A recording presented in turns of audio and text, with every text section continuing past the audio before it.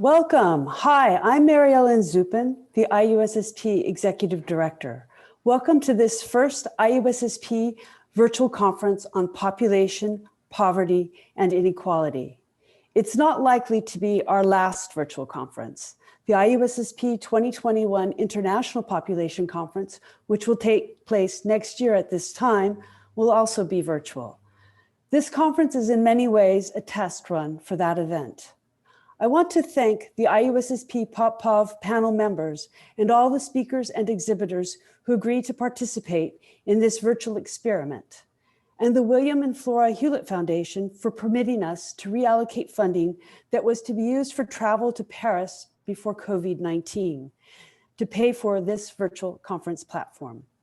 While we would have loved to have a face-to-face conference, this virtual conference has allowed us to open this event up to all IUSSP members and those interested in this topic, reaching over 250 participants, a much larger audience than could have attended the conference had it been held in Paris. Over the next 3 days, I hope you'll find the time to take advantage of the virtual networking features this platform offers. Visit the exhibitors and chat with them in their virtual meeting space. Meet the authors after the live sessions and also during the poster sessions, and consider joining an attendee proposed meeting or scheduling a virtual get-together with other participants. Also, don't forget that any live sessions you miss will be available in video later. And if you have any problems figuring out what to do, there's actually a live help button that you'll find in the bottom right-hand side of your screen. We are excited to test this platform and looking forward to hearing your feedback. We hope you enjoy this conference and that you'll consider submitting a paper to the International Population Conference. The deadline for that conference to submit an abstract has been extended to 15 May.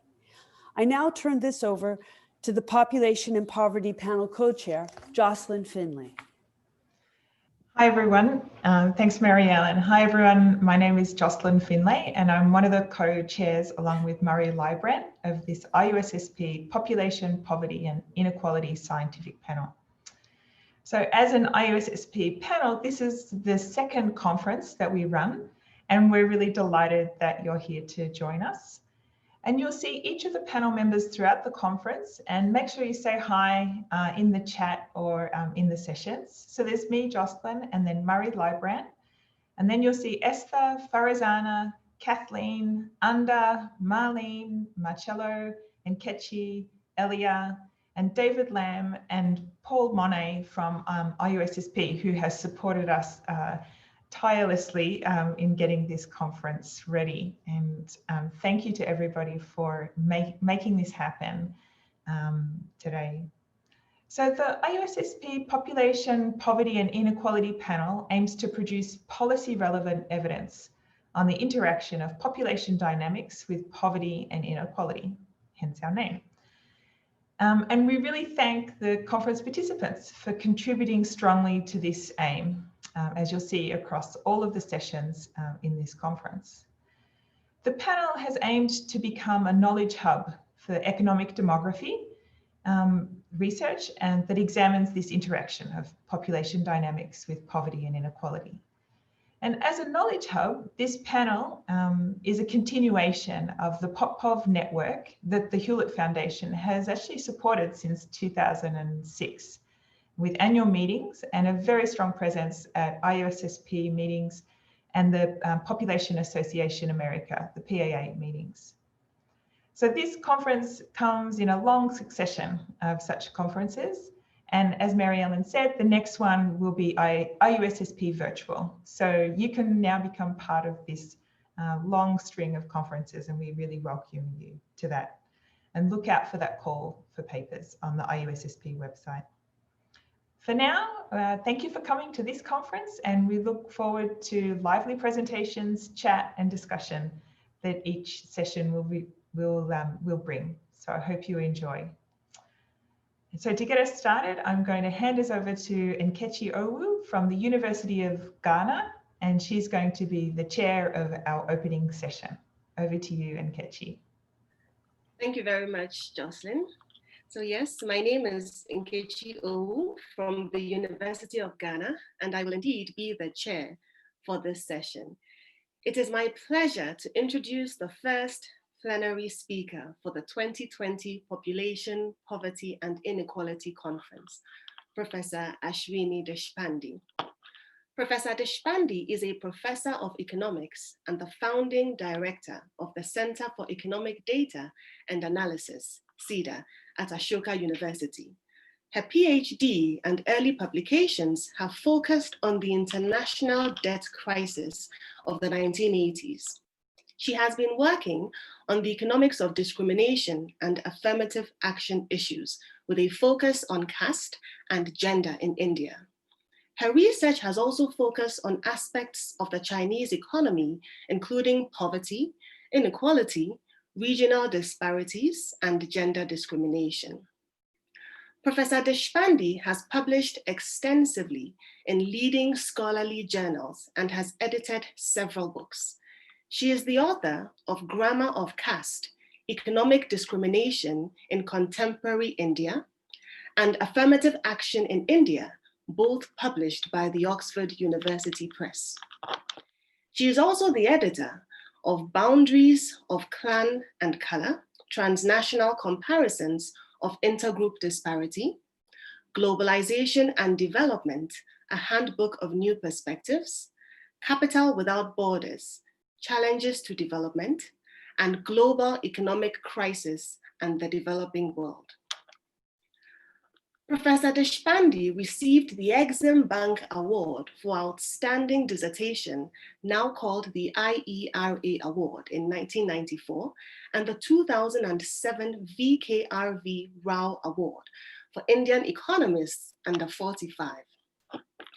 Professor Deshpande is currently involved in UNU-WIDER's research project on women's work, Routes to Economic and Social Empowerment. She also recently joined the IZA as a research fellow in September 2020. We are very much looking forward to Professor Deshpande's talk on women and work before and after COVID during this plenary session. I would like to take the opportunity to inform you that during her presentation, attendees will be able to submit questions in the written Q&A box and not the chat box. In the Q&A box, attendees can use the thumbs up feature for questions or comments that they support. This will move popular questions to the top of the list, and the Q&A moderator can come back to these questions and comments after the discussant's contributions. And now, Professor Deshpande, you are most welcome, and you may have the floor. Thank you very much. It's a great honor and privilege to be invited as an opening plenary speaker to this very important conference. Let me share my screen. And Nkechi, is it visible? Yes, it is. Okay, all right. So without further ado, let me present this presentation, which is on women and work before and after COVID, where I've looked at the evidence mainly from India, but I think it has larger resonance for other countries of the world as well. I think the important question that, particularly in the Indian context, people are asking is, can pandemics shift gendered norms? So it's not just pandemics, but historically we've seen that large demographic shocks have contributed to shifts in established gender labor market norms. For example, the World War in Europe led to an increase in female labor force participation. The 1918 Spanish flu influenza pandemic in India also contributed to an increase in women's labor force participation rate. So the question is, could the COVID-19 pandemic do something similar for India, which has been faced with a persistently low and recently declining female labor force participation rate? So there is evidence, for example, in the 1918 Spanish flu, that at least initially for a few years, female workforce participation increased because of distressed labor supply by widows and by rising wages. LinkedIn, the platform for professional workers, also in fact said something like there's been an increase based on their data, that there's been an increase of 7 percentage points in female labor force participation between April and July 2020. So it prima facie, it appears that there could have been a shift as a result of the pandemic, and maybe the early months are showing us something. There is other evidence from India as well. There is a study that was done around the Delhi metropolitan area that shows that the absolute loss of employment was greater for men compared to women. There is a slightly older study, which I believe is getting updated, which is based on phone surveys that also shows in at least in rural areas that women were more likely to lose employment. So it's a little bit different from the evidence from the earlier study. And there is another recent study done by academics in America, where they've looked at job postings on an employment portal. And they find a dramatic contraction in hiring in the first months of the pandemic. And that's disadvantaged younger, less educated, and female job seekers. So basically, they find that advertisers have been posting fewer jobs in female-dominated occupations. So overall, the evidence seems to be mixed. It seems some evidence points to the fact that men are disproportionately adversely affected by the job loss during the pandemic, and some other evidence points towards the fact that women are more likely to be disproportionately affected by the stoppage of economic activity and job losses. So everywhere, not just in India, everywhere lockdowns led to a stoppage or slowing down of economic activity and an increase in unemployment.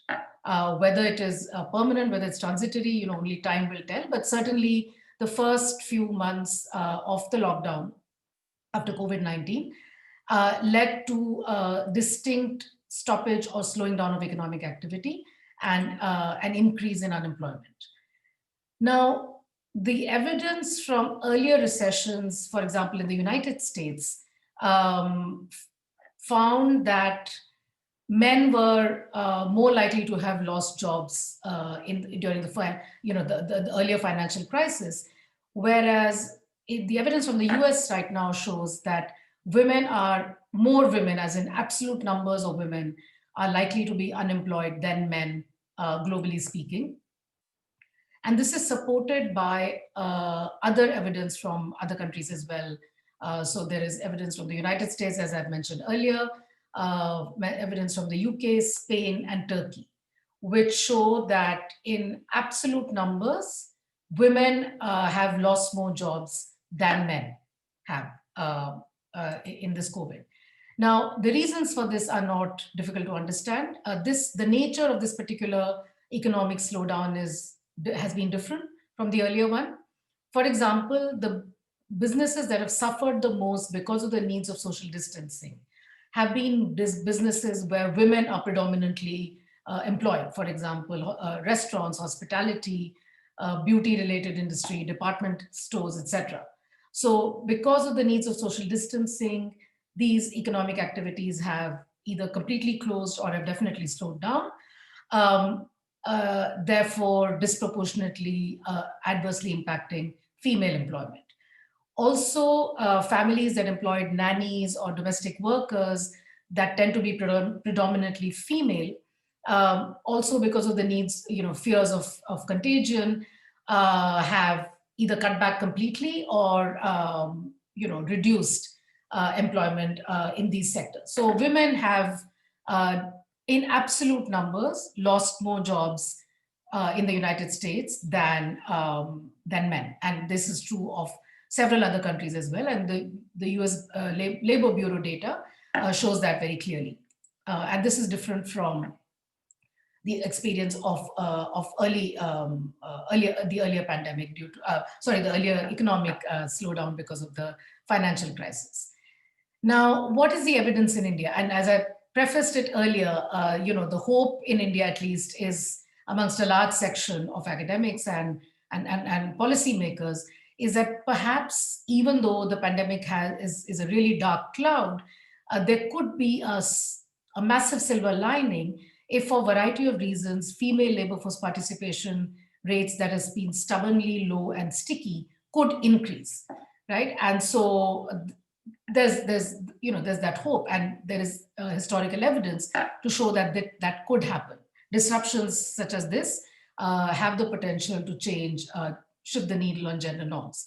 So I've looked at a privately provided data, a nationally representative data set that we have access to in our university, which is a high frequency panel. So every 4 months, they interview a large number of individuals.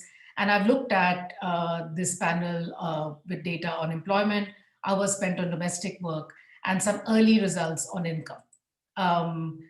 I'd done it right in the beginning in May, when the first round of data had come, for the first month of the pandemic in India, April 2020. And now what I'm presenting today is an updated version of results from the same data set, incorporating new data till August 2020.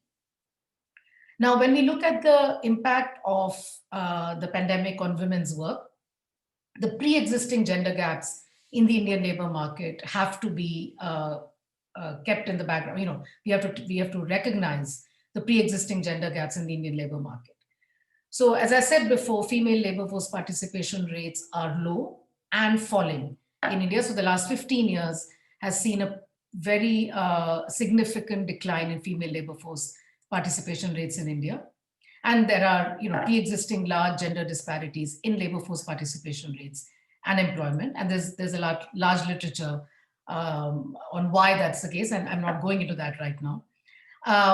So in this context, when we look at just the numbers of people who reported themselves to be unemployed after the pandemic hit compared to before, so the absolute numbers of job losses have been greater for men than for women. So more men in absolute terms have lost jobs than women, which is contrary to the experience that we, the data that we see from the United States Labor Bureau, for example.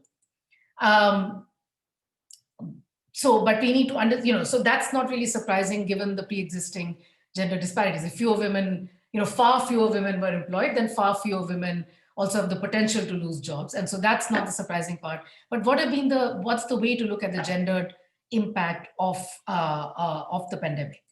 And as I said before, this particular data set that I examine here is a panel of households, each surveyed 3 times a year. And each time that they're surveyed, it's a wave. So there are 3 waves in a year.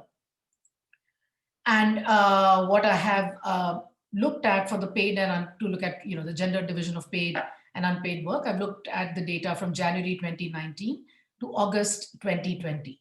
So this has 5 waves of data, including 5 months of post-pandemic data. So April, May, June, July, August. This is the 5 months. Of course, the households surveyed in each of these months are different, but at least there's evidence for 5 months of post-pandemic data. For income, I believe just recently some new data has come up, but in this particular set of slides, I have data only till April of 2020, which is the first month of the lockdown in India.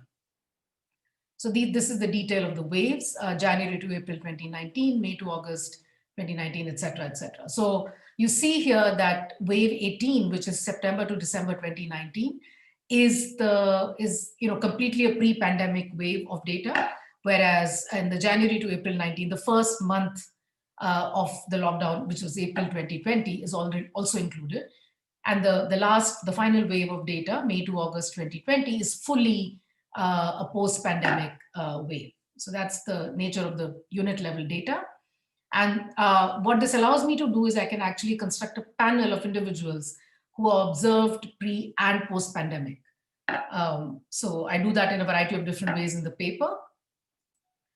I already explained this. There are 5 months of data on post-pandemic. The first 1 month in wave 19 and 4 months in wave 20. So if you just look at the absolute numbers of employment and change in that over time, so if you look at the average from January 2019 to March 2020, then the blue bar here shows this is in millions, 360 million men employed compared to 43 million women employed. So this is all the pre-pandemic average. So you see here, very clear gender disparities in the pre-pandemic numbers of people, men and women employed.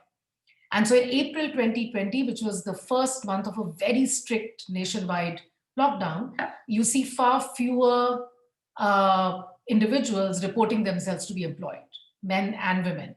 So you see, the male employment goes down from 360 roughly million to about 256 million, and female employment goes down from 43 million to about 26 million. So if you look at just the absolute numbers of individuals who lost jobs, the loss of jobs for men has been huge, much bigger than for women. But on starting with a low base, we need to assess the gendered impact in that way. And by the time you come back to August, you see a steady recovery in employment as India is going through unlockdown. So while April 2020 was a very strict lockdown, from May onwards, there was gradual unlockdown of the economy. And you see that in the rise of employment for both men and women.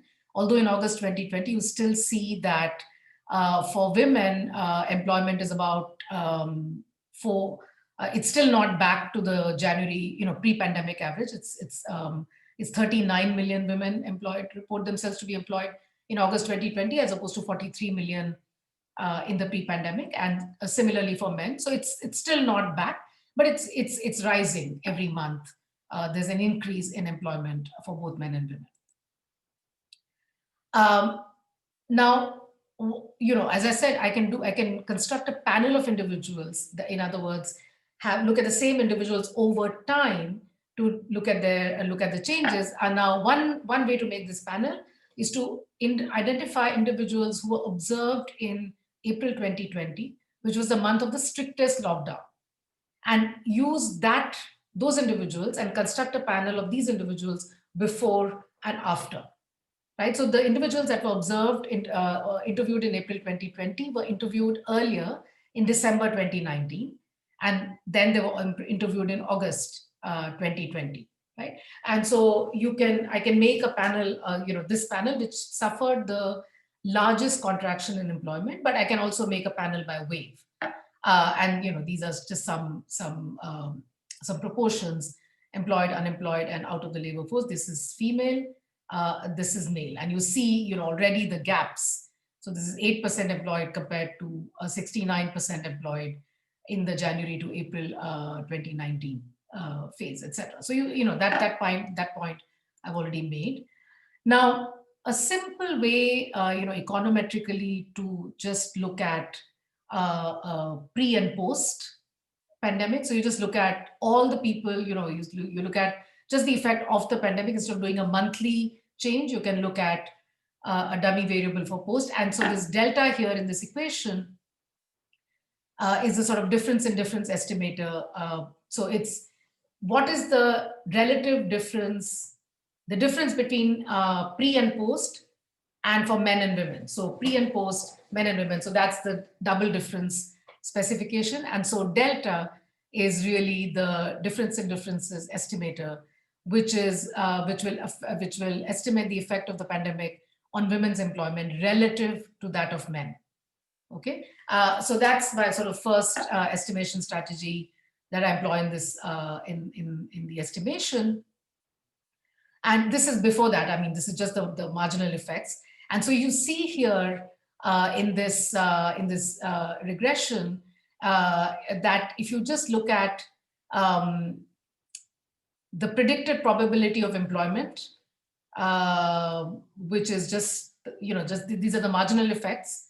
Okay, so on the left-hand side panel A just shows you the marginal effect of the pandemic of men and women separately, and you see that just in absolute numbers, the decline in men is much larger. You see this blue line here. than women, and which is something that we had seen also by just the descriptive graph that I showed you earlier. And when you look at education levels, then you find that men with less than 10 years of education were the worst affected in terms of, so the decline in their probability was the largest. And this is not surprising because the sudden lockdown that happened disproportionately affected urban employment. And a large part of urban employment is in India is informal sector. These are people who are daily wagers, or they are, hawkers, and they need to be out and about every day. These are not people on tenured employment who could work from home. And so because of the needs of lockdown and social distancing, you find lower educated men, disproportionate, the worst affected in that sense. When you break this up by education. But in absolute numbers, this shows the fact that we had seen before, which is that just in absolute terms, men are were more disadvantaged in some sense than women. And if you look at break this up by educational categories, then again everywhere you see that no. So this is what I'm calling the lockdown panel, which is that these are individuals who are observed in April. And then I looked at them before and after. And you see for everyone, there's a decline in April. And then there's a pickup again by August 2019. So this dip here is really from December 2019 to April 2020. And then August 2019 is the last data point. And again, in terms of numbers, you see the blue line, the red lines are all are men. And so you see that just the probabilities of employment for men are higher in every month for every educational level. But what I'm going to argue very soon is this doesn't give a complete picture of the gendered impact, just because this is just reflecting the pre-existing gender disparities in employment in India. This is, again, in the paper, I go more into detail. So if you look at just by marital status and by children, so when you have small children less than 5 years, then for men and women, the impact is opposite. So men with small children are much more likely to be employed in every period, including in the post-lockdown, in the post-COVID period, compared to women, where it's the opposite. So these are well-known themes in the gender disparities, gender discrimination literature, which is that marriage and presence of children imposes a labor market penalty on women, whereas it actually imposes a labor market reward in some sense, or a premium. It gives men sometimes often higher wages, and you see that here. Of course, this is not wages; this is probability of employment. But you see a similar kind of an effect also here in India. This is by social groups. I'll skip this because I have to then go into the details of this caste categories. I can come back to that during Q&A. Now, so what I'd shown you earlier was just a pre and post, simple DID.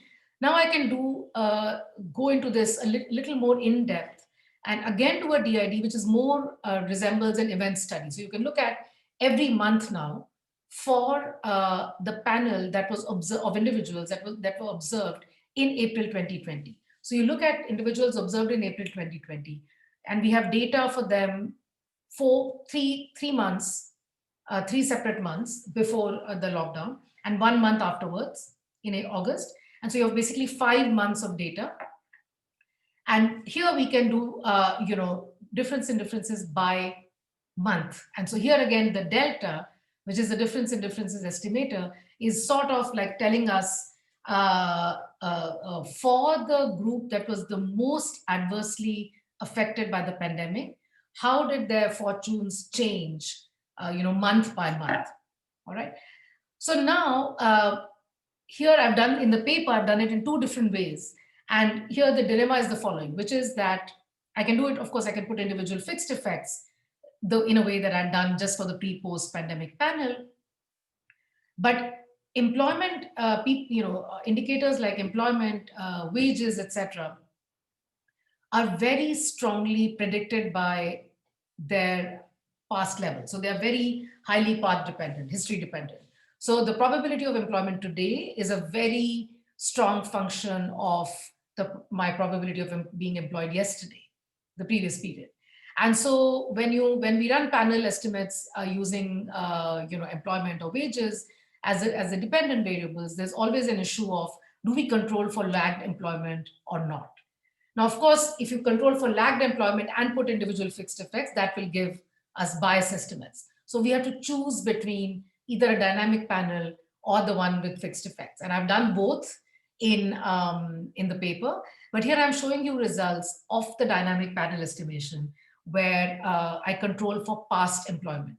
Okay, and what this shows is that conditional on past employment, in August 2020, women were about 9.5 percentage points less likely to be employed compared to men.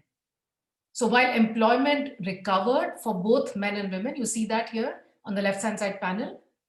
So in August 2020, relative to April 2020, employment recovered strongly, as we saw that also from our descriptive graph. But the gender gap in August 2020, conditional on previous employment. So, that's the qualification here. It worsened. So women were 10 percentage points less likely to be employed relative to men. So, and I think that this really captures the gendered nature of the recovery, which is, of course, the pre-existing gaps have not changed. Male labor force participation continues to be much higher than female. That hasn't changed.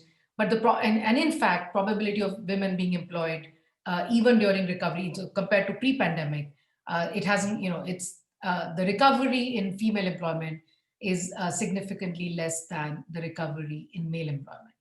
Forget about, the earlier prediction of just a dramatic rise in female labor force. That, of course, you don't see.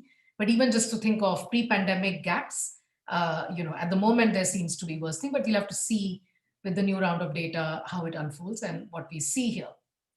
Now, in India, in South Asia in particular, also in the Middle East regions, a large part of the story of low female labor force participation, LFPR's participation rates is the non-availability of suitable jobs. Okay, which is that employers, in India, for example, women's education has increased dramatically in the last 15 years. But there isn't sufficient demand for the kinds of work that educated women are capable of performing. So a large part of the reason that you don't see a corresponding increase in female labor force participation rates is because employers don't have sufficient demand for their work. But South Asia in general, India and Pakistan in particular, similar to some other parts of the world, have also one of the most unequal gender divisions of housework anywhere in the world. And so in addition to the fact that the demand for female work hasn't really increased substantially, we also know, and I've also done some work on this, is that the social norm of women being primarily responsible for household work, for domestic chores, is one of the key constraints to their being able to access paid work. So one, there isn't enough demand for female female workers, particularly the educated female workers. But also, even if there were demand, the fact that they are primarily responsible for domestic chores reduces their ability to participate in paid work. I mean, there are other issues as well, but this is a very big constraint from the supply side for women to be able to join paid work. And so one of the questions that is interesting, and this data set allows us to look at that, is did the lockdown and the new normal of work from home shift the needle on the sharing of domestic chores, on the sharing of housework? The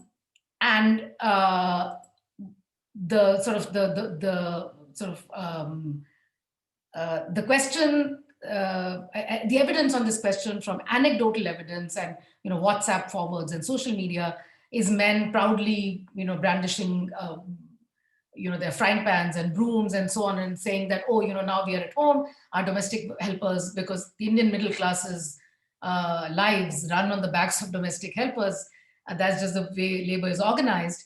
And so as domestic workers couldn't reach the homes to work, there was a lot of show on social media of middle class men showing that they were working in domestic work. And so the question is, did the lockdown and work from home norms shift the needle on the sharing of housework? And this data set that I'm looking at for paid work also since December started collecting data on, not December, the December wave. So basically from September, they started collecting data on average hours spent on domestic work. And this is just a single question: how much time do you spend on domestic work? So we don't know whether men and women are thinking of the same things when they answer that question. But again, looking at the lockdown panel, which is the set of individuals who were interviewed in April, you see this very interesting shift here. So this is December 2019, which is the only data point for this set of individuals before the pandemic. And the red line is males and the blue line is female. And you see that hours of work on on domestic work for women is significantly higher than hours of work by men. And many people believe that this average of 5.4 something is also at probably an overestimate, but nevertheless, these are self-reported responses. So this is what you see. And then in April, when everything was completely shut down, when domestic workers couldn't come to work, you see this big convergence here.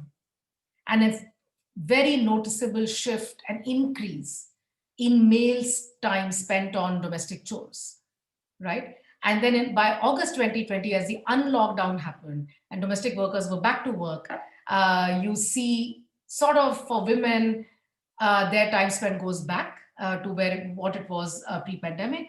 And for men, unfortunately, it comes back. However, the only silver lining is that it's still higher, the point estimate is higher than the amount that they were spending in December. So whether this will stick, so already the norm, the dramatic change that we saw in April hasn't really persisted, but the level is still higher than the pre-pandemic. So we'll have to wait and see with more data whether the pattern shifts again or not. So the point is that it seemed like a little bit of a green shoot of gender equality within the household in April, but we'll see. I'm not holding my breath to see. Now, a big report during the pandemic and lockdown months has also been one of just depression, feeling of isolation, stress, mental health issues, etc. And so one of the questions that this data set asks is about average hours spent with friends. And I looked at, this is just a quick plot of marginal effects of male and female, rural and urban. And you see again for both men and women in April 2020 compared to the last time this question was asked, there's a huge decline in the time spent with friends. And as unlockdown proceeds, both in rural and urban areas, the time spent with friends increases, but not at all to the level of the pre-pandemic average, which sort of supports the story that we are hearing everywhere, which is one of isolation and not being able to meet your friends. But in the interesting feature about rural India is that whereas pre-pandemic, women reported a greater number of hours spent with friends, afterwards, even after the recovery, their average hours per month are lower than that for men, reported by men. Whereas in urban India, you don't really see much of a difference in terms of the recovery. But female hours don't go back to being larger than male hours, which was the case also in urban India earlier. So, the sort of notion of isolation and feeling of not being, socially connected, you see that very much also from this data. Finally, just very quickly, I also want to talk about income and, corresponding to the labor force participation trends. If you look at incomes, Then, the first line for each month is female, the second line is male. And you see, male incomes, the blue dot here is mean of total income. And so this is mean of total income for men. This is mean of total income for women for January 2019 and so on. And so in every month you see male incomes outstrip female incomes by a huge margin, which is not surprising given the differences in labor force participation rates.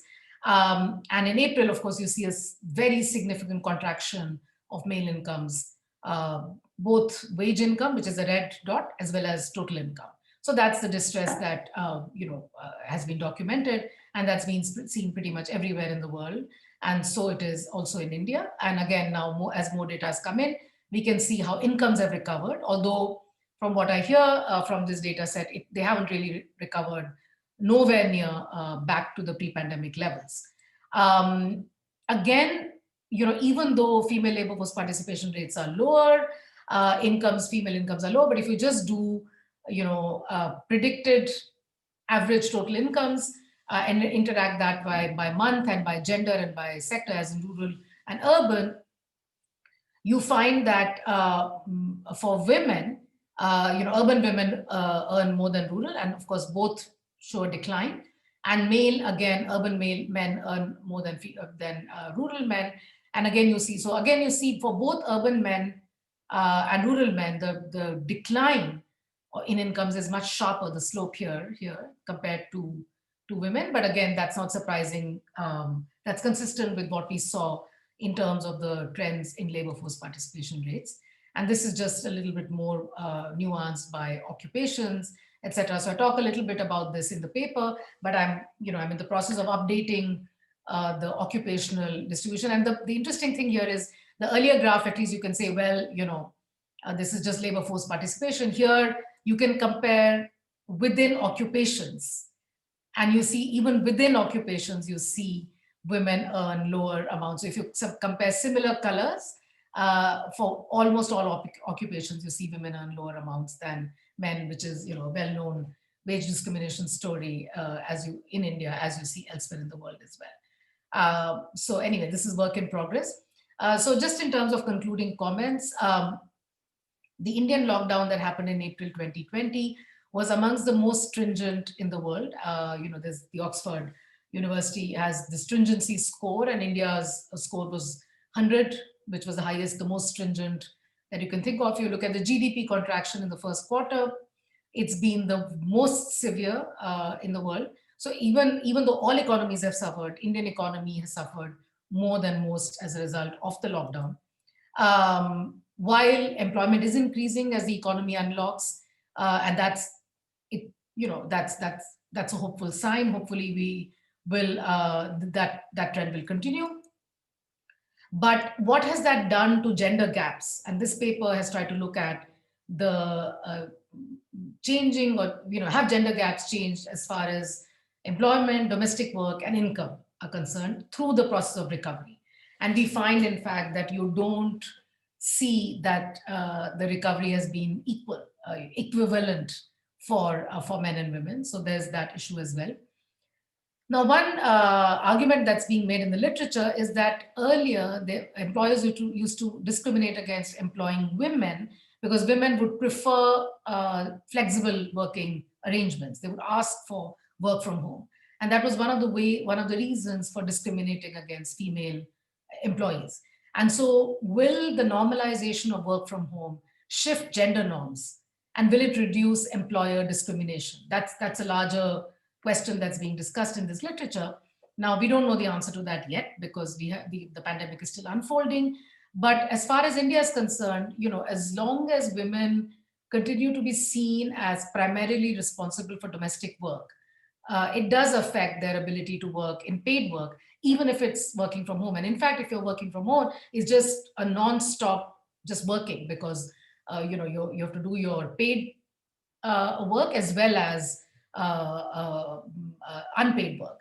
And everywhere, particularly stories from the United States, the evidence is pretty clear that a lot of women are dropping out of the labor force just because it's virtually impossible for them to keep, to manage homeschooling, which is disproportionately falling on the women, domestic chores, as well as their paid jobs. So the normalization of work from home, at least so far, it doesn't look like employer discrimination is going to reduce. If anything, women are just dropping out right now because it's just of the pressures. So the point of this is that both the loss in employment as well as the recovery in employment as the economies are unlocking, both of these have gendered impacts. And we can't just see them as in just in neutral, oh, employment went down, now it's going up, etc., etc. The gendered impact have to be central to our discussion. And for that, what is needed is gender disaggregated data in real time so that we can evaluate the trends as they unfold and then move in to protect the most vulnerable sections from the adverse impacts of the pandemic, the job losses and the recovery process.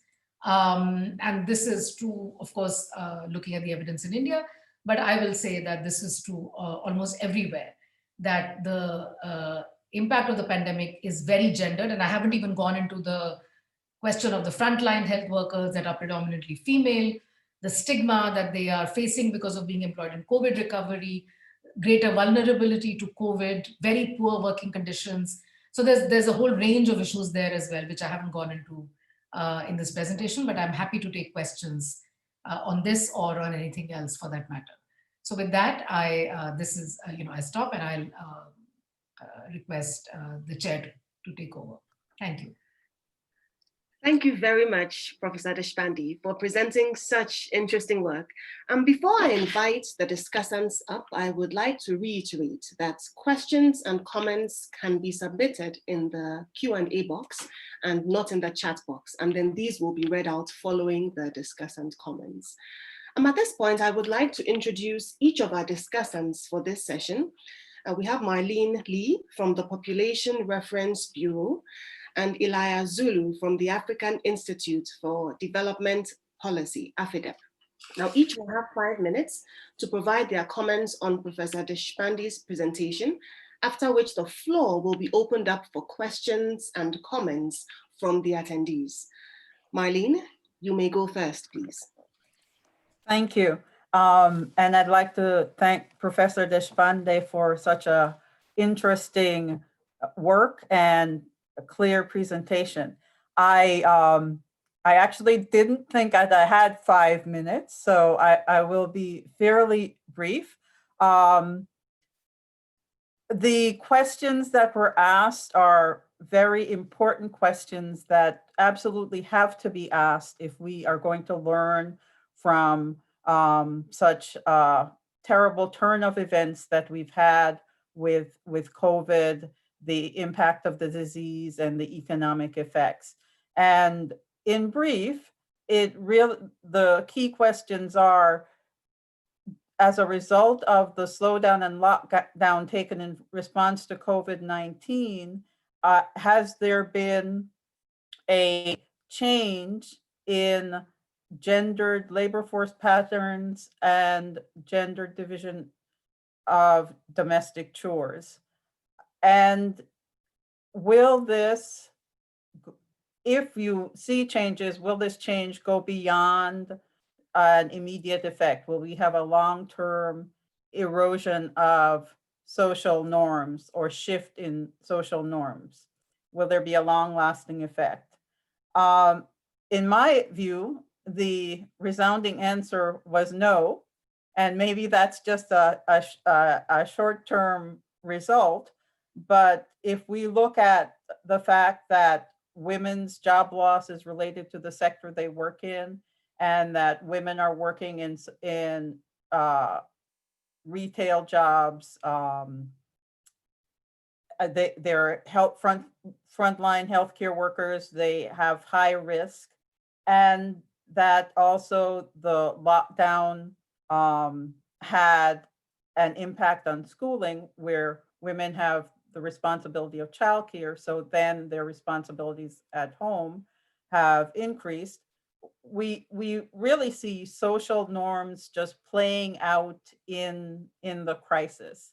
And the effects that Dr. Deshpande noted in terms of narrowing of gender gaps, really the narrowing of the gender gap in the probability of employment post-pandemic, her work shows, is due to men's lower probability of working.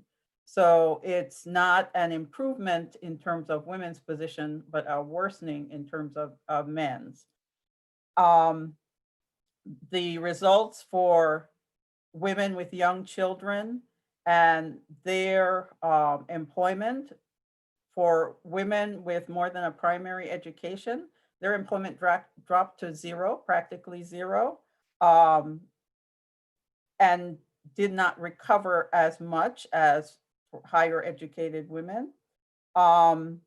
Also, you saw, as she reported, that although men increased their domestic work, it went back to a lower level, and I'm going to guess that it will continue to decrease.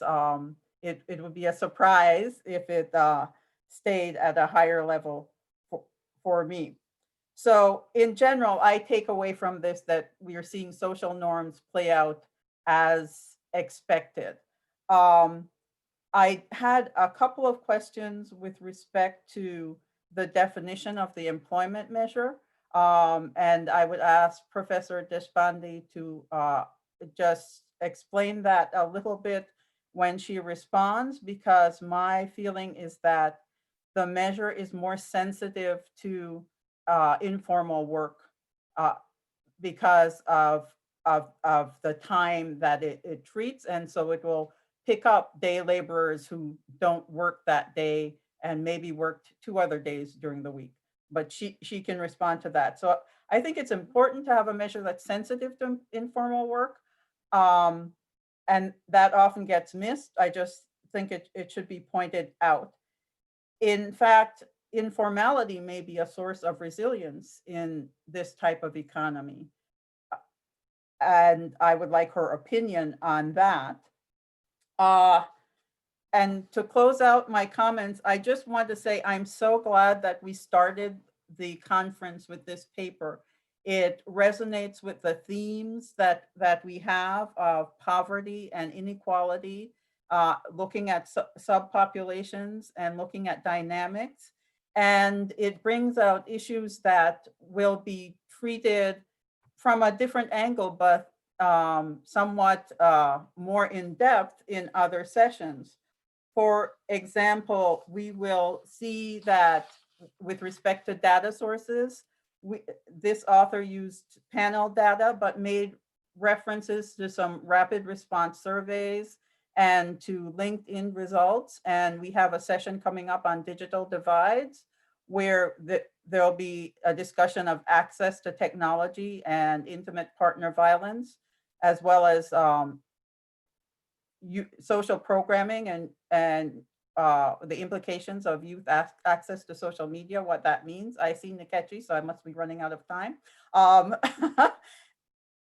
And there are sessions this morning also on education and fertility effects, and both of those sessions have papers that look at employment and economic opportunity. So even just coming right after this keynote, there will be resonance with these issues. Thank you very much. Thank you very much, Marlene. And now we'll invite the second discussant, Elia Zulu, to present his comments for a maximum of 5 minutes. Elia? All right, thank you. And let me join Marlene in congratulating Professor Deshpande for this really very, very exciting, rich, and timely presentation. I think as somebody who spends a lot of my time in looking at how we can help policymakers in understanding what's happening in the economies, what's happening in the countries, and making sure that decisions they are making are informed by evidence. I was really very excited to see this rich presentation using this very, very rich a form of data, the panel data from India. I think to me, I think COVID is one of the big pluses about COVID is that it has really highlighted the importance of evidence in trying to help countries cope with tragedies of this nature. But I think more critically in helping policymakers in seeing what sort of decisions they need to make to reduce the impacts of this sort of a pandemic. I think so. In one way, I think by highlighting the importance of data, it's one of those issues that got every policymaker or everybody in our countries to understand what's happening to our country. First of all, the whole focus was on the health impacts. What is the level of COVID-19? So the epidemiological data has been quite good in explaining what is happening. But as we know, COVID has had these huge impacts on all the three critical pillars of well-being, the health aspect, the social aspect, and the economic aspect. So I'm very, very glad that the presentation, the keynote, focused on these two, not only the economic, but also the social aspects in terms of how interactions have been affected.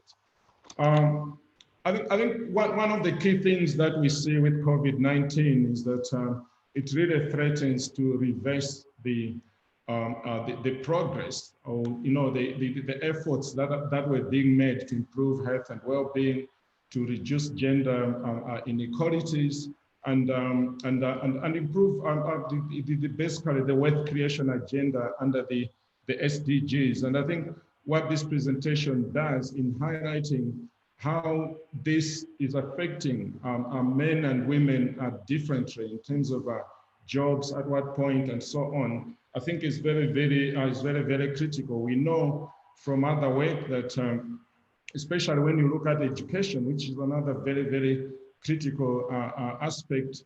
I know, Prof, you looked at the issues in terms of the education of the people who were actually working, the respondents on the survey.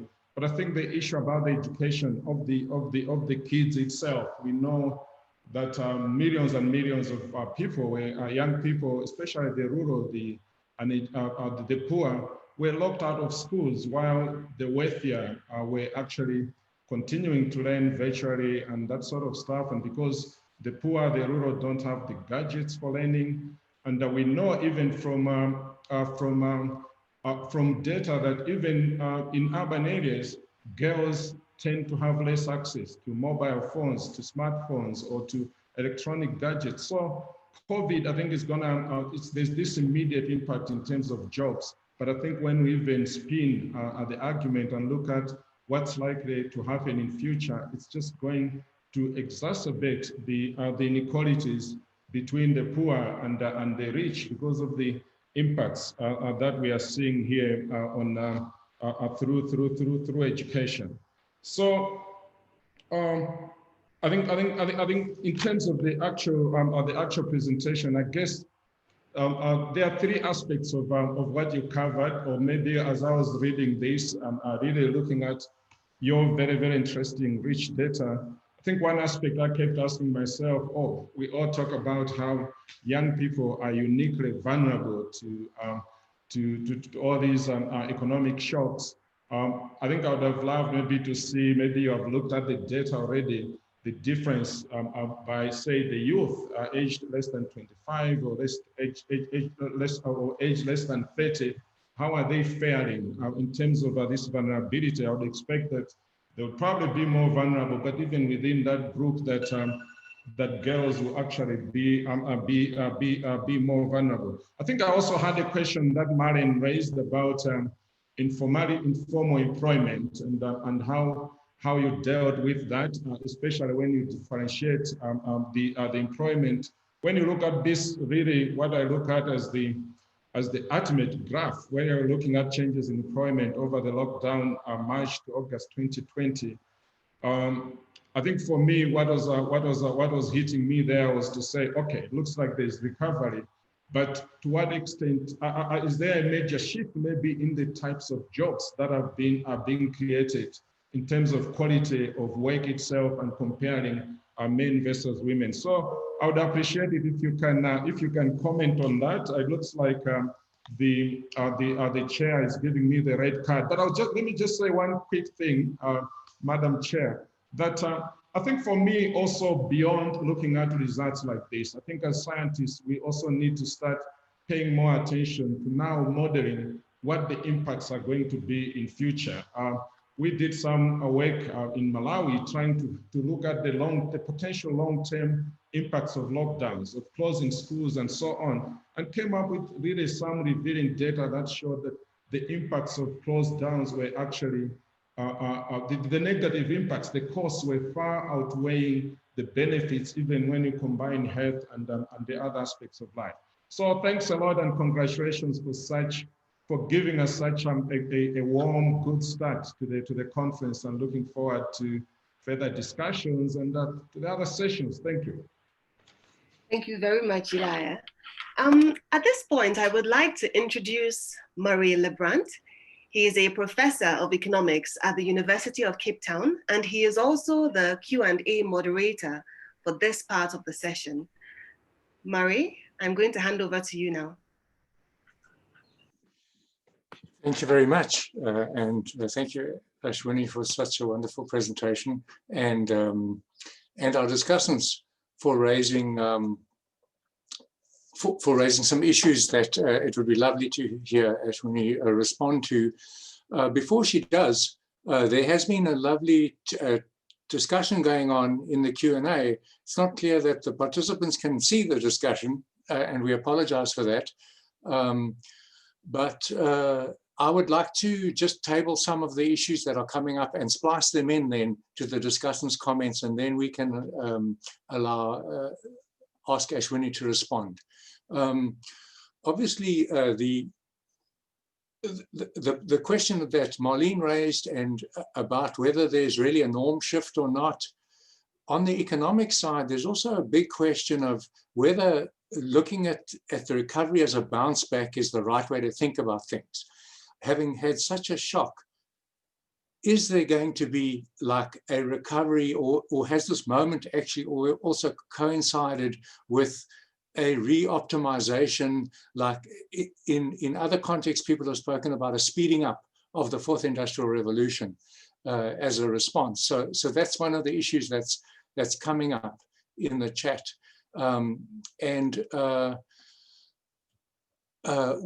Then one of the consistent issues that people are worrying about is the overlap of the second wave with the first wave, and whether the impacts of the second wave interfere in a sense with a clear understanding of the responses. So one of the respondents mentioned that in Russia the second wave is way worse than the first wave, and so if there's an overlap, that's going to confound the situation quite seriously. And another respondent said that the second wave of the pandemic, which again hits harder the sectors in which with strong female participation, so maybe that's an important factor. So let me just splice those in to the comments of the discussants and then turn it back to our chair. Thank you. Thank you very much, Murray. At this point, I'd like to invite Ashwini to go ahead and respond to as many as people would like to. Thank you. Thank you very much. Thanks for all the questions. I will take them in. Let me first start with the comment from Russia, which says that I repeatedly mentioned recovery from COVID. I'm sorry if that's the impression I gave. I was really talking about the economic recovery. India, there has been some slowdown of the incidence of COVID per se, but we are still in, the first wave didn't really go down that much. I mean, so whether it's the first or the second wave, I don't know. In the Delhi, the city where I live, it's sort of the third wave now. So COVID continues the disease, the pandemic continues to be alive and serious in India. So all the times that I will use the word recovery, it was not from the disease, it was economic recovery, unlockdown. So I think that's something to just clarify. The question, I think this is Mary's question about measurement of the denominator. Sorry, Jocelyn's question, I think. Somebody's question about the measurement of the denominator. Could the person just ask the question, because this is all people in working age group. That's the denominator that's typically used. Am I not understanding? Yeah, hi Ashwani, I'll just ask quickly. Jocelyn. So I was just wondering, it seems that the denominator, so say it's all women of working age or all men of working age. And I guess my concern is that there's a big difference between all women and say women who are actively looking for work or in the labour market.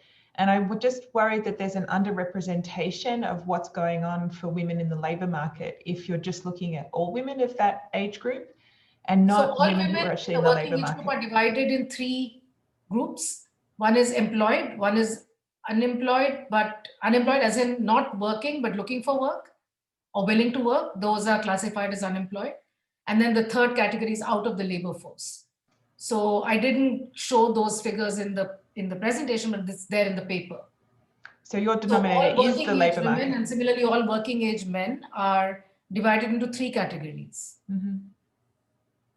And I also wonder if you could, because I just wondered, you know, that line, because you use the absolutes and not the relatives, it doesn't look like there's a huge impact on women, but relative to their own contribution to the labour market, it may be. So it'd be interesting to see sort of the relative figures rather than the absolute. So that I wondered if there was a bit of an underrepresentation of what was going on. Yeah, so I mean, it's there in the paper. So you know, if it's 17 I'd love to million, see it. Yeah, so in the paper you see that in April, the decline is 17 million women, whereas it's 103 million men. So when you plot 17 next to 103, it's 17, you know, that drop looks really tiny. But I think that that's not quite the correct way to look at it, because you have to look at it relative to their levels before. So if you look at relative to previously employed, and that's why I showed the estimation with controlling for lagged employment. And there you see that even in the economic recovery, it's lower for women. So women are still 9.5 percentage points less likely to be employed in August compared to men. So even though overall employment is increasing, it's increasing at a lower, less for women compared to men. But the absolute numbers is such a big gap that when you put the two together, it always looks flat for women compared to men. Just for the benefit of everybody as well, do you have this paper up as a working paper yet, this updated one? Yeah, so it's an ISA working paper. It's an ISA working paper. Mm-hmm. And I'm actually, some new data has just come out. So literally by next week, I'll have yet another version. But this version that I presented today is online. And I think Marie and some others have the link to that. Wonderful. Yeah. We'll make sure we circulate it to everybody. Yeah. Thank you.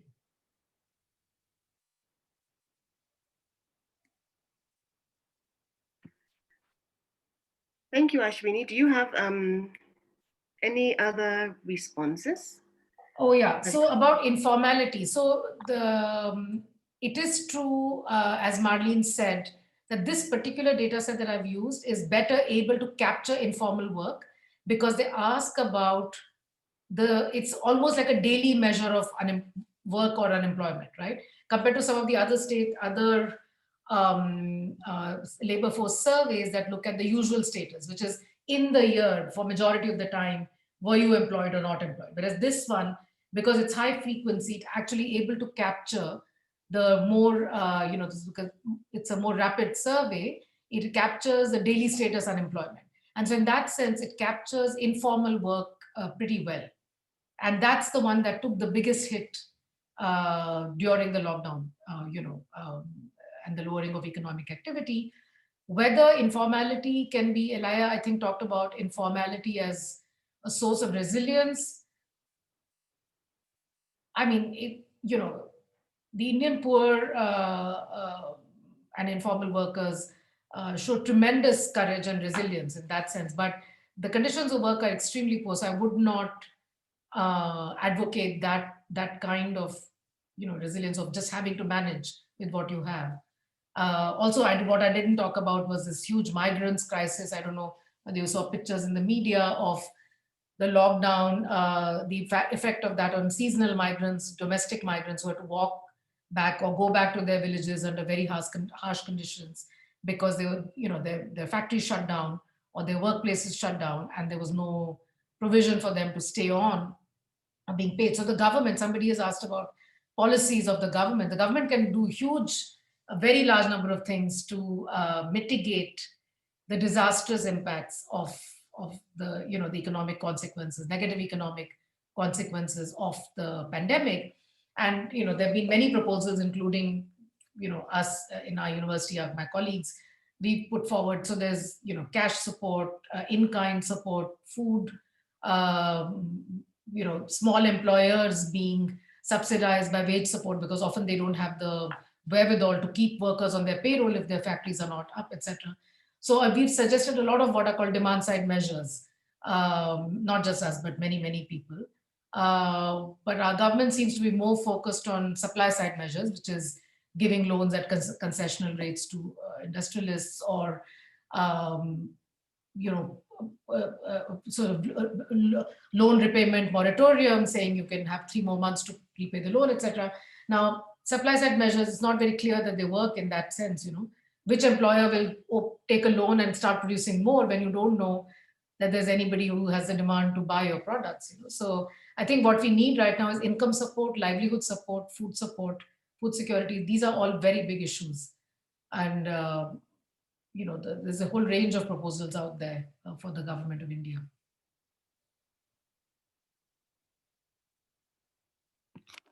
Thank you very much, Professor Deshpande. I noticed that you read off a few of the questions yourself and answered them. So thank you very much for that. Since there are no more new questions, I would like to thank you, Professor Deshpande, for such an enlightening talk. And I believe that we have learned a lot about just how pandemics can affect women's labor and then their economic outcomes.